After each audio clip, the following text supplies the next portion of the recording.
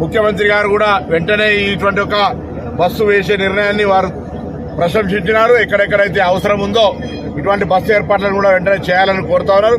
రాబోయే కాలంలో జిల్లా కేంద్రం నుంచి ప్రతి హైదరాబాద్కు అదేవిధంగా ప్రతి పుణ్యక్షేత్రానికి కూడా బస్సులు వేసే విధంగా ప్రణాళిక కొనసాగుతూ ఉంది. రాష్ట్ర ప్రభుత్వం రేవంత్ రెడ్డి గారి నాయకత్వంలో ఏర్పడ్డ ప్రజాపాలన మహిళలకు మహాలక్ష్మి పథకం కింద ఉచితంగా ఇవ్వడంతో పాటు ఈ పథకం సక్సెస్ కావడానికి కష్టపడుతున్నటువంటి ఆర్టీసీ డ్రైవర్లు, కండక్టర్లు, సిబ్బంది వారందరి సంక్షేమం కొరకు పనిచేస్తూనే ప్రయాణికుల సౌకర్యము సంస్థ అభివృద్ధి దిశలో పనిచేస్తూ ఉన్నాం.